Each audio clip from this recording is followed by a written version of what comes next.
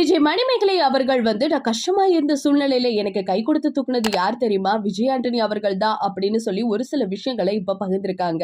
அத பத்தி இந்த வீடியோல நம்ம இப்போ முழுமையா பார்க்கலாம். ஆங்கர்னு சொல்றதை விட குக்கு வித் கோமாளில கோமாளி அப்படின்னு சொன்னாதான் நம்ம எல்லாருக்குமே மணிமேகலைய நல்லாவே தெரியும். 90ஸ்க்கு ரொம்ப பிடிச்ச ஒரு ஃபேவரபிள் பர்சன் அப்படின்னு சொல்லி ஆகணும். பிகாஸ் சன் மியூசிக் மூலியமா ஆங்கரா வந்தவங்க. அதுக்கப்புறம் விஜய் டிவி அவங்களுக்கு 2வது வாழ்க்கை கொடுத்துச்சு குக்கு வித் கோமாளி மூலமா. அப்புறம் நிறைய ஆப்பர்ச்சுனிட்டி எல்லாம் கிடைச்சிச்சு.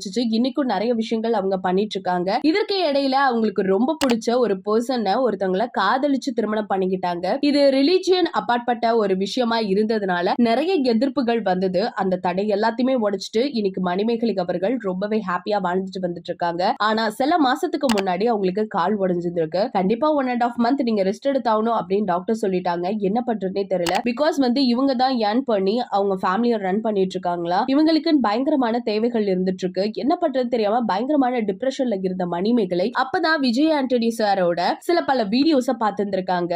அதுல பார்த்தோன்னே இவங்க பயங்கர மோட்டிவ் ஆயிருந்திருக்காங்க. முக்கியமா சொல்லணும்னா எல்லாமே வேற லெவல் பாசிட்டிவ் வைபா இருந்துச்சு. 4 மனிதனுக்காக வாழணும்னு நினைக்காதீங்க. 4 மனிதர் தான் நம்ம வாழ்க்கையை கொடுக்கணும்னு நினைக்காதீங்க. உங்களை நம்புங்க.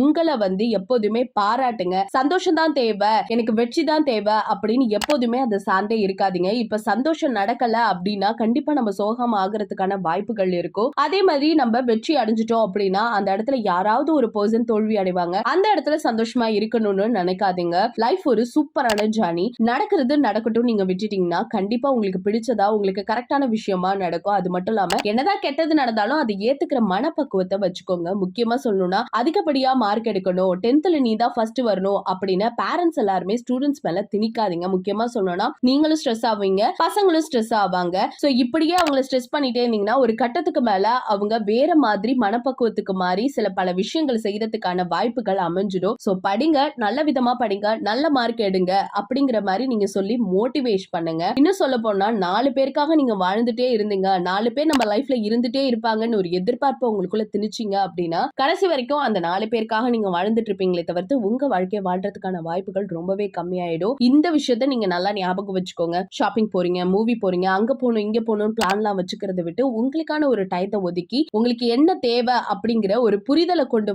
அதை ஓவர் திங்க் பண்ணி அந்த இடத்துல இருந்து வெளியில வர ட்ரை பண்ணுங்க. இன்னும் சொல்லணும்னா உங்களோட தேவையை நீங்க தான் பூர்த்தி செஞ்சுக்க முடியும்னு சொல்லி நிறைய விஷயங்கள் விஜய் ஆண்டனி அவர்கள் பேசினதெல்லாம் பார்த்துட்டு மணிமேகலை வேற லெவலா ரெக்கவர் ஆயிருக்காங்க.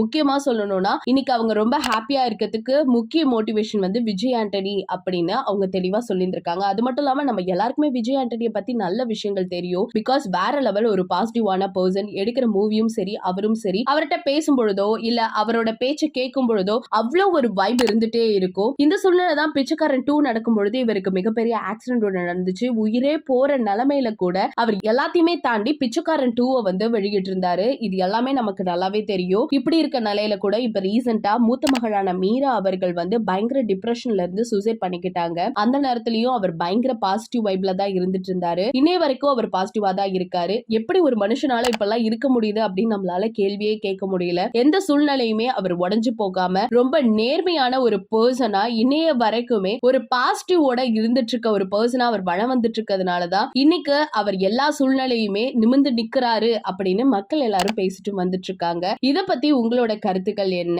ரெக்கவர் ஆகி வந்தது விஜய் ஆண்டனியால தான் அப்படின்னு மணிமேகலை சொன்ன இந்த விஷயத்தை பத்தி உங்களோட கருத்துக்களை மறக்காம நம்ம கமெண்ட் செக்ஷன்ல ஷேர் பண்ணிக்கோங்க. இது போல பல அப்டேட்ஸ் தெரிஞ்சுக்க நம்ம சேனலை சப்ஸ்கிரைப் பண்ணி வச்சுக்கோங்க.